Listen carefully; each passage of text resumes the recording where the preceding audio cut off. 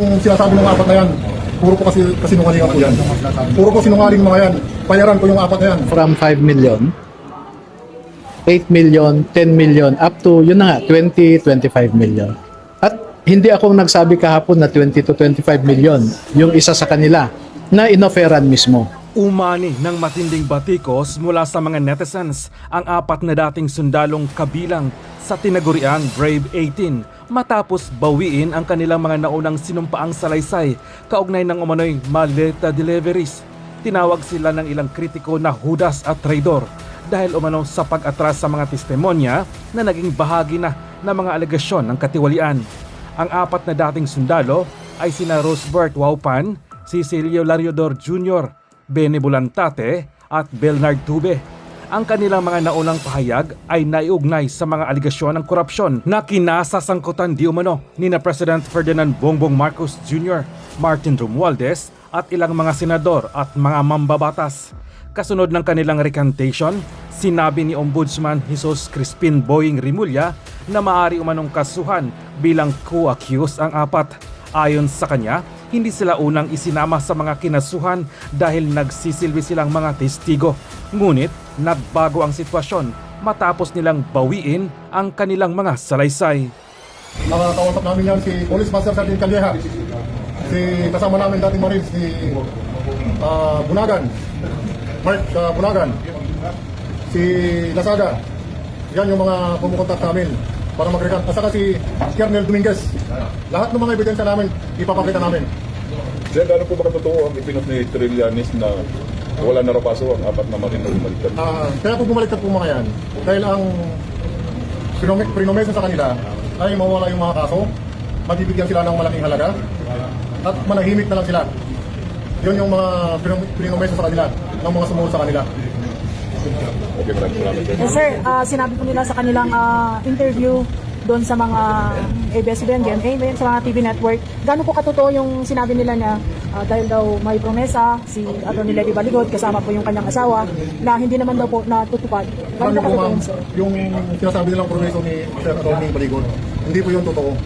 Dahil po sa kaming lumapit sa kanila, dahil lalong-lalong kay Atty. Baligod, upang may lahad ang katotohanan na lantarang korupsyon dito na nangyari dito sa ating bayan.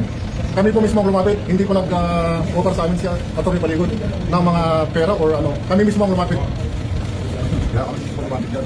Kaya yung sinasabi ng apat na yan, puro po kasi kasinungalingan po yan. Puro po sinungaling mga yan. Bayaran ko yung apat na yan. Palilima po sila. Kaya huwag po kayong maniwala sa kanila. Sana yung mga pamilya nyo ngayon, lalong-lalo na ikaw, sabi pulong tate. Retired ka pa naman na Marines. Pero anong ginawa mo? Nirecord mo ko yung tatlong kasama natin na lumalaban talaga sa katotohanan. Anong klase kang retired na Marines? Kapag namin Marines, pero anong ginawa mo? Sinira niyo yung imahe ng Marines. Kahit nasabihin natin na hindi tayo tawag nito, yung talagang sinusukan ng Marines. Pero yung puso't yung dami natin, Marines pa rin tayo. Kasi naghirap tayo eh. Lumaban tayo sa bayan. Nagservisyo tayo bilang sundalo. Once sa Marines, ulit sa Marines. Yes! Pa rin tayo. Kaya sabihin nila hindi ka Marines, pero tingnan magka-halongkatan man ng papel. Meron kaming record sa Marines, kaya huwag nilang sabihin hindi ka Marines. Kaya masasabi ko lang sa apat, sana yung pamilya nyo, mga kapitbahay nyo, mga kapamilya nyo, at saka mga kaibigan nyo, hindi kayo bubulihin sa ganitong ginawa nyo na pagtalikod sa ating pinaglalaban. Good luck sa inyo. Success is unreliable also because he was appointed as NBI director precisely to become a political operator of the powers that be. He is not a professional investigator. He is more of a political operator. No? Ang dami niyang kabalbalan. No? Alam mo, kilala ko rin yan si Melvin Matibag. No? And we know each other. We know each other's background. Ngayong umaga ng Sabado, nandito pa rin kayo sa restaurant. Well, I don't sleep. I don't lose sleep over it, no? Alam ko na kasi dati na lilipat sila. At ipinaliwanag naman nila sa akin yung rason nila. And very personal, sabi ko nga, yung rason nila. And remember that nag-awol sila, umalis sila sa serbisyo dahil sa pamilya. Yun ang rason nila. So ngayon, pamilya rin ang rason nila. No? And ayoko namang pigilan sila. Kasi matured naman na sila. may sarili silang pag-iisip. Pero binigyan ko naman sila ng isang brotherly advice. Not just a brotherly advice but a big brother advice to them. At alam ko yung pipirmahan nila. Kasi sinabi na nila sa akin yun. Sabi ko, bahala kayo. Kasi I'm telling you, whatever you will say later on will not affect us. Attorney, hanggang sa ngayon, meron bang nagme-message pa rin sa inyo? Gaya kahapon yung present mo na there's a temptation na you think that's an offer. Until now, meron bang parang nagsasabi na, sorry, attorney, na nagawa namin mag-recant, bumaliktad? Hindi, tapos na yung 4, pero yung naiwan na 14, walang ganon. Kasi mula noon, nung sinusuhulan pa lang sila, tumanggi na sila.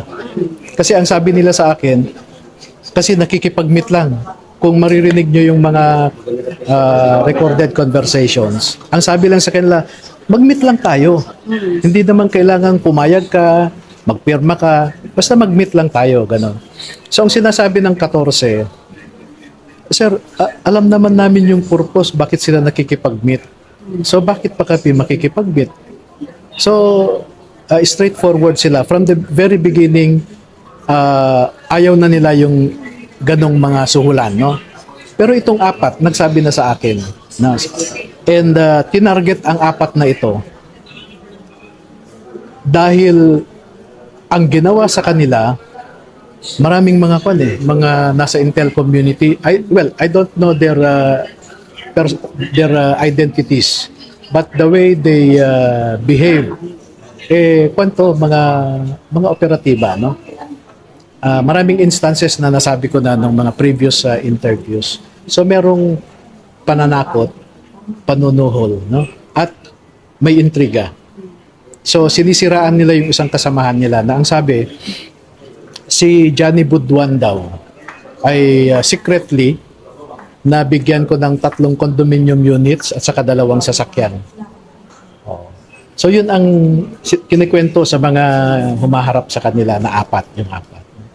Pero hindi naman naniniwala yung 4. Only that they have peculiar situation na kailangan na nilang tanggapin yung inaalok. Attorney, nabanggit mo kahapon na may 5 million, no? Na isa sa complainant. I mean, mayroong nag-alok na mag-recant pa yung ilan sa mga member ng board na isa sa mga complainant. So, sabi mo, sasabihin mo, ipapresent mo yung message, kailan namin na-expect. Yes. Attorney, and yung bukod pa dun sa mga inalok din na mag-recant. Yes. May mga text messages nga sila, recording. So ipe-present namin yan pag mag-press con para mas malinaw. We go direct to the point later on, no? When are we expecting na mag-press con po tayo? Initially, inisip ko today sana Pero because of what happened yesterday and now, what's happening now, I had to cancel it. But we should do it very soon. Attorney, walang nag-reach out sa inyo kasi nabanggit mo kahapon yung official one of the official from PNP na isa sa mga... Well, ang nabanggit ko kahapon, yung effort na manuhol, no? Involve ang 2 retired PNP generals na dating nag-head sila sa CIDG. So yun yung mga clues. Pero ngayon, may mga active na policemen na naging security personnel din kay Saldico. Katulad ng binanggit ko si Police Master Sergeant Johnny Calleja, no? Yung si Dichoso, and then yung retired Colonel William Dominguez. May mga text messages yan. By how much are we talking about when we say alleged bribery? Well, it started from 5 million, 8 million, 10 million, up to, yun na nga, 20, 25 million. At hindi ako nagsabi kahapon na 20 to 25 million, yung isa sa kanila, na inofferan mismo. Pero alam ko rin yun dahil nire-report nila sa akin. Maski yung 4 nagsabi sila sa akin. Attorney, can I get your reaction? Kasi sabi nilang scripted lahat. Which one? All the process, the salaysay of them before pa, and nag-recant na ko, and then meron pa daw. Well, yan yung sinasabi ng mga detractors namin. Pero kung tatanungin natin ang Office of the Ombudsman, which is the authority to settle the issue, nagsabi na siya na credible ang mga sundalo. Ngayon, sasabihin scripted. Alam nyo ba ang ginawa ng mga abogado ng ombudsman? Yung winok through sila.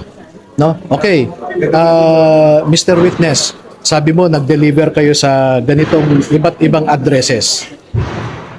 Iba't ibang addresses sa Forbes Park. Pwede mo bang ituro sa amin kung paano pumunta doon? At naka-video yun. No? Naka-video.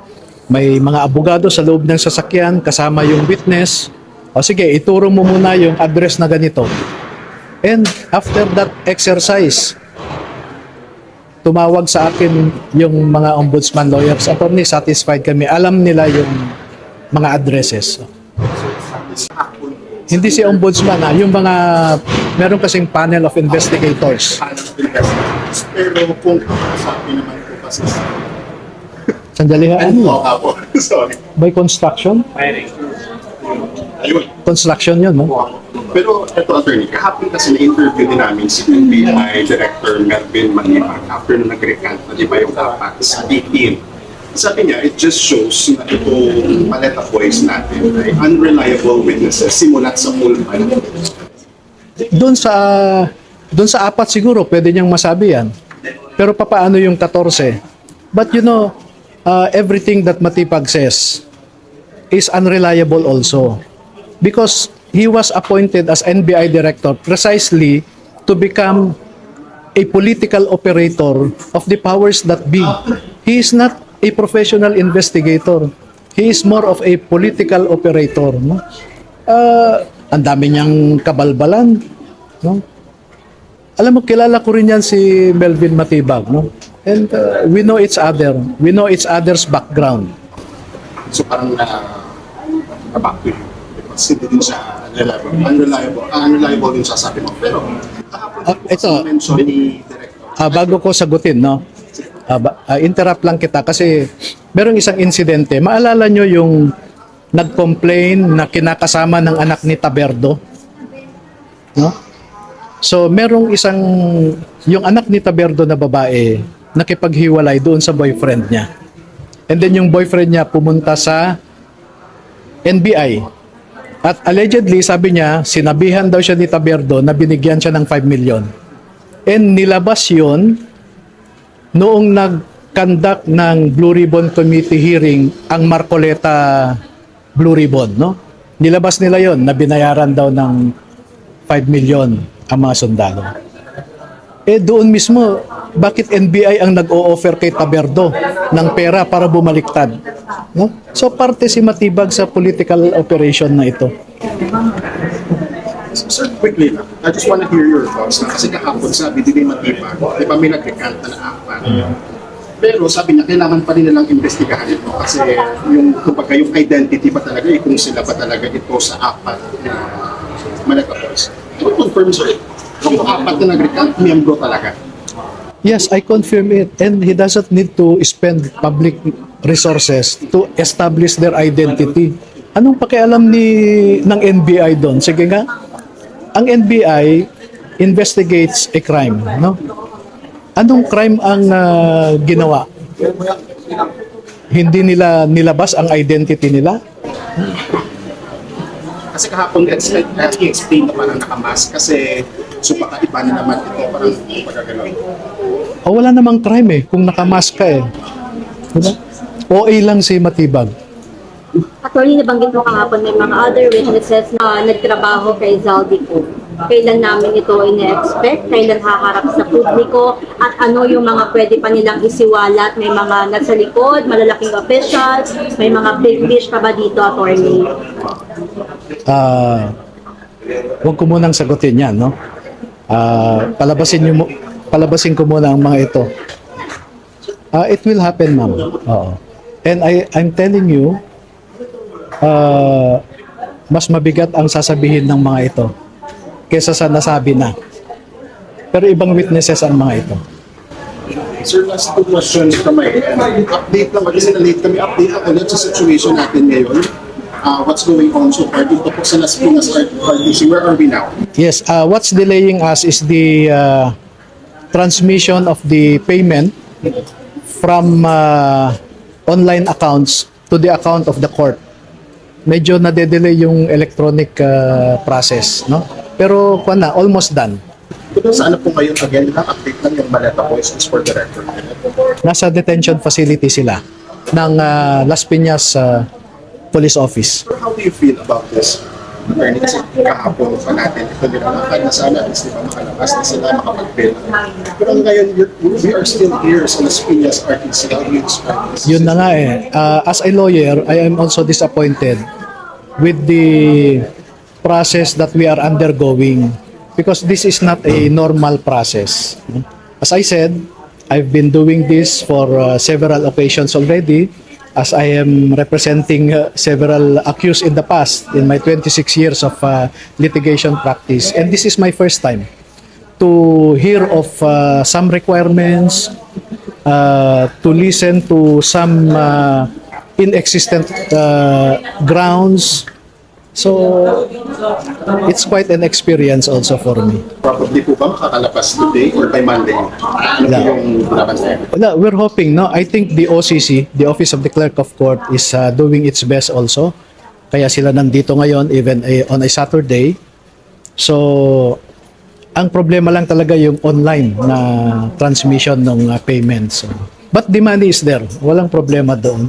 Yung sinasabi ng iba na kaya raw sila nakulong dahil hindi nakapagbayad ng piyansa, it's inaccurate. The reaction sa sinabi pala ni Ombudsman kahapon ng Martin Romualdez is behind sa pagkakana. Well, that's the opinion of the Ombudsman. I think he has explained himself well on why he believes that that is so. No? But for me personally, I think behind the recantation is not limited to the former speaker, but to other personalities also named in the affidavit. Usap ko po kasi I believe there was a meeting yesterday. Yes, but I stayed there for 5 minutes only kasi nagulat ako nung sinabihan ako ng staff ko na pinoposasan na itong mga sundalo, no? So bumalik ako kaagad dito. So the meeting was abbreviated. It took us 5 minutes only. We were just warming up and then I had to ask for their leave para makabalik dito. But we set a date for the next meeting to continue the process. Okay, the purpose of that meeting was for the Ombudsman to elicit or receive information from me or even evidence from me regarding the circumstances that led to the recantation. So, may iniwan na ako sa kanila na initial na mga evidence. Are you at liberty to discuss ano yung sa behind sa pagkakana? Well, ang initial na naibigay ko sa kanila, some of the text message thread, no? Between doon sa nagsusuhol at saka dito sa mga sundalo. Para malinaw lang po ulit, I believe you mentioned the sino po yung mga behind this sa pagkakana. Yung obvious dito na sinasabi nila sa akin is isang Lynn Gutierrez, isang Nico de Los Angeles, no? Personally sinabi sa akin yan nung kinausap nung mga ito. And a lot more, no? Who are they, attorney? The Lynn and the Nico? Well, they are supposed to be under the direction of someone they call Boss B. And I know who this Boss B is. Isang media operator ito. Media operator, si Boss B as in boy. Yes. Attorney, yun pong sinasabi na hindi daw po makakalabas kapag ka-weekly. What's the process po ba after posting bail sa Saturday po? Marirelease sila. Once we get the order withdrawing or recalling the warrant of arrest, and there is a part in that release order directing the PNP of Las Piñas to release unless they are held for some other reasons. Ganun yun. So, wala naman ng iba. Nakabail na kami sa iba. Attorney, last na on my end. Ano yung reaction ng sampo sa mga nakapit ngayon sa custodial facility after nilang mapusasan? And kagabi, sumisigaw pa sila na laban. Oo. That's, you cannot dampen their spirit, no? Kung ito, decided sila na ito para sa pamilya, para sa bayan eh. And pagka ganun ang pananaw nila para sa pamilya, para sa bayan ito, I think you cannot buy them out, no? Meron kasing iba na para sa pamilya lang. Pero pag dinagdagan mo ng para sa bayan ito, that is a very powerful sentiment, no? Kaya maraming namatay para sa ating bayan eh. You have our national heroes. Nagbuwis sila ng buhay para sa bayan. And that is a very strong sentiment. Attorney, hanggang ngayon ba, meron pa, maliban po dun sa 4, meron pa bang iba na mga inaalok sa kasalukuyan? Sa ngayon, tumigil na. Tumigil na. Pero, the night, may deadline nga eh. May text pa nga dito yung nag-aalok. Pwede ba namin makita, attorney? Kaya nung pagpapakita mo sa amin dun sa text na may temptation. Nandito yung kwan eh. Sandali ha. Makikita nyo dito yung deadline eh. Hanapin ko lang dito yung deadline ha.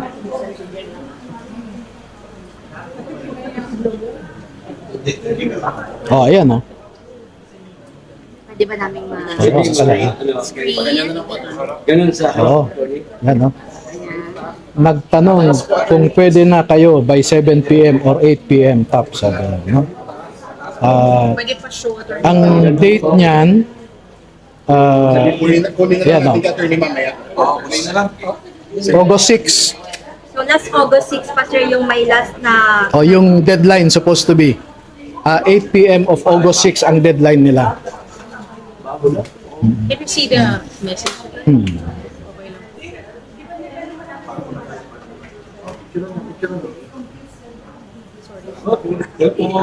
Ganda nga, picture lang ha. Sir, ano yung pinapertain nung offer? Is it, ano sir, million ba yung usapan natin dito? Ito. Tingnan nyo ito. Hanggang ngayong gabi na lang ang chance, no? Ngayon hanggang gabi na lang kayo ng chance para mag-recant. Ng August 6 para tanggapin nila yung offer, no? Ito yung offer eh. Pagkano naman po ina-offer, attorney? Eh may kwan kasi ito, sharing eh. May share yung nakikinegotiate, may share yung tatanggap, no? Sir, for the record, sino yung nag-alok na to? Pwede ba natin pangalanan? Ibibigay namin lahat ito sa presscon, no? Pero hanapin ko yung ito. So makita kasi pinapasakay nila yung kwan eh, nagte-text. Ayan. Happy sir, salamat. Magkano daw ibigay nila sir? So 8, no? Ayan. 8 meaning 8 million. Oo. Each, sir, each. 8 million each? Oo. From the 40? Oh, yun ang ino-offer dito sa kwan lang, sa ka-text niya. Attorney, pwede po ilagay sa dip-dip niyo po. Ganun niyo po yung ng dip-dip po. Attorney, yung ka-text niya, is it official? Is it Retired ito. Yan. retired? Retired na military officer. Retired. Salamat po, attorney. No? So, pag nag-usap kami ni Ombudsman, I would like to ask him about his pronouncement that those who are doing this may be liable for obstruction of justice, no? So kaya ipapakita ko itong mga text messages na ito and later on mag-a-affidavit din lahat ng mga sundalo na ito para makapag-build up ng case. Kasi So wala pang update from them na binigay sa inyo or ni-notify sa inyo na nakapag-post siya yesterday? Hindi ko pa kinukontak eh. Hindi ko pa, kasi we are very careful with our communications. Kasi alam nyo yung security units ng ating armed forces, pati PNP, NBI, nakatutok sa amin. Ang ginawa nga nila kaya nakakot yung 4, maraming nakatutok na security forces natin, mga intelligence operators, etc. So may isang incident nga na meron isang lalaki naka-face mask and then kunyari nagtatanong siya sa isang babae na nakaupo. Pinapakita yung picture. Hindi alam, pero yung nagpapakita ng picture, alam niya na nanay nung isa. So kilala mo ba ito? Itong tao na ito? So natakot yung nanay, tumahimik. And then umakyat, sinabi sa anak niya, may naghahanap sa'yo, naka-face mask. Binaba nung isa sa kanila, pagtingin, umalis na yung lalaki. So yung mga ganong instances, no? Minsan, may barangay captain, pumunta kay Tube. So sabi, Tube, may pumunta sa akin na naghahanap sa'yo. Hindi ko kilala kung sino, pero hinahanap ka. So mga ganong, and it happened for several months. No? And then you couple threats with a promise of comfort like withdrawal of the complaints plus financial consideration. A combination of those are very tempting for someone who somehow have weakened stance, no, sa kanyang pinaglalaban. Attorney, anong comment mo doon sa sinabi ng ombudsman na ang Tapos konti yung cellphone mo. si Romualdez yung behind doon sa recantation ng APA? Well, yun ang conclusion or suspicion ni ombudsman, no, na ang sabi niya kung sino yung nag-benefit sa recantation, sila yung nasa likod nito. And I think I subscribe to that suspicion, no? And hindi naman siguro si Speaker Martin lang ang nakinabang dito.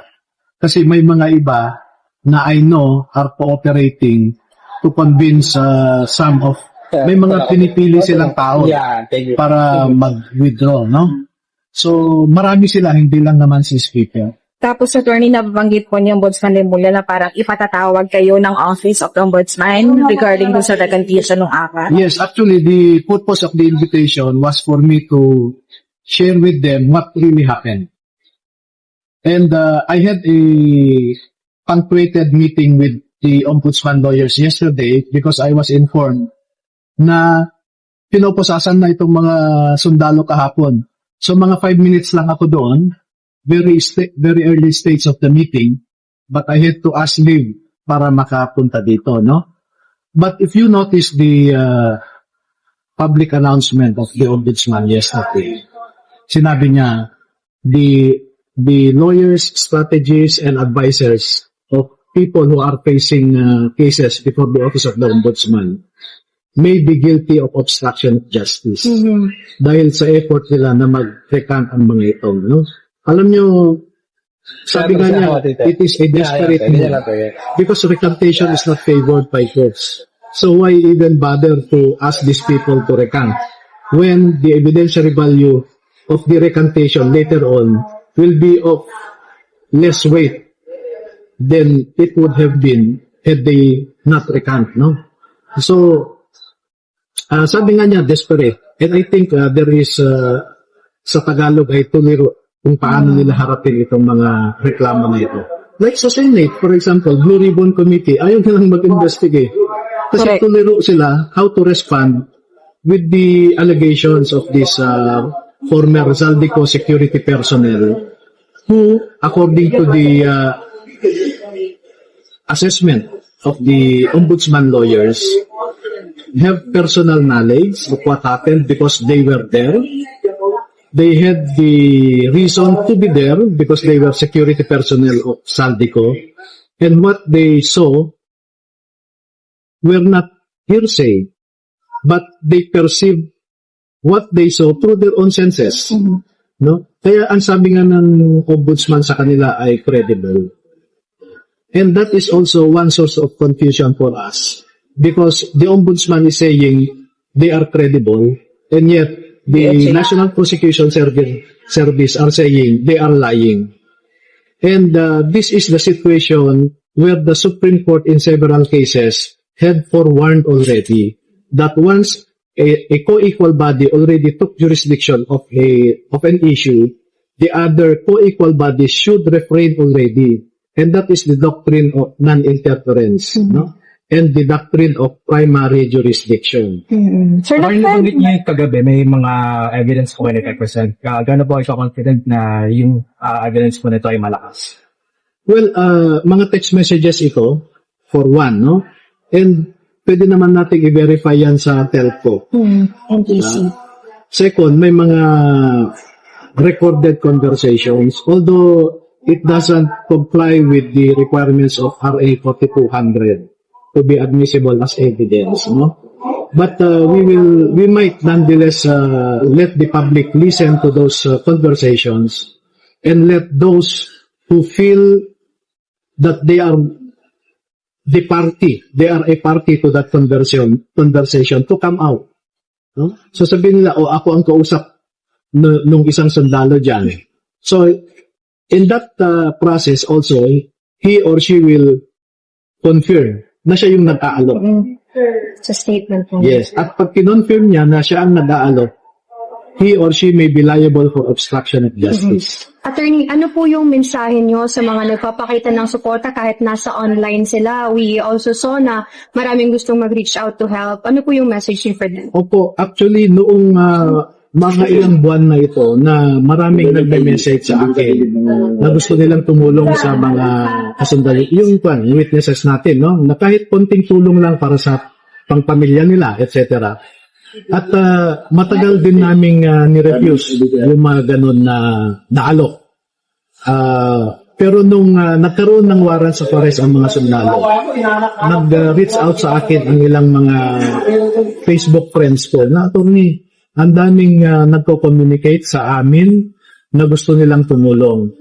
At kinausap ko ang mga witnesses natin at sabi ko, I think huwag din nating i-frustrate yung mga kababayan natin na gustong tumulong because they want to be parts of this advocacy, this fight against corruption. Gusto nilang makisali kahit nasa ibang bansa sila o nasa liblib na mga lugar, ay gusto nilang sumali dito sa ipinaglalakan natin. And let's not deprive them of that, shall we say, yung patriotic feeling na nakatulong sila sa pinaglalakan natin. Attorney, for the record, ilan na yung nagagastos natin for the bail? Sa Caloocan Court, we spent about 679,000, no? In Muntinlupa, about 20,000 lang. In San Juan, 140,000, excluding yung mga ibang fees, no? Yung GDF, etc., no? Research fund, etc. But dito ang malaki. So it's 1 million mahigit, no? 1,030,000 plus. For this court alone? For this court alone. So, nakapag-ipon din kami ng mga contribution galing sa iba't ibang mga kababayan natin. At again, I will take this second opportunity to thank, gusto kong magpasalamat po sa inyong lahat na kahit po talipa pa lang ang inyong negosyo, yung taga Cebu, yung taga Quezon City na nagpadala ng 1,000, ay kung po yan, ang value po niyan ay hindi natin makukwenta sa amount. Ang value po niyan ay dahil nanggaling po sa inyong puso. No?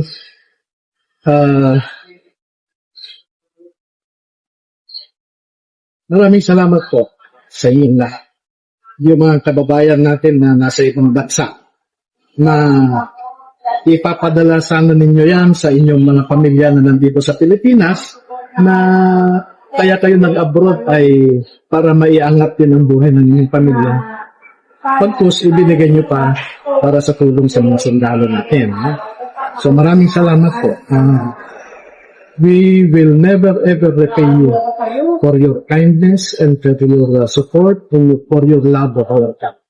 Attorney, ano po yung reaction nyo na sinasabi po ng iba na kaya daw po nag-recant yung apat dahil nga daw po nakulong din si former Congressman Mike Defensor na allegedly sinasabi nila na siya daw yung nagfa-finance doon sa 18. Dito, number one, yan yung ginamit nilang panakot, no? At isusunod din daw akong makukulong. Pero pangalawa, yung allegation nila ngayon na Mike Defensor is financing, refutes their own allegation kasi nasa kulungan siya. So, paano siya makapagbigay ng financial support sa amin? Nasa kulungan na siya, no? So, there is time really for truth to really come out.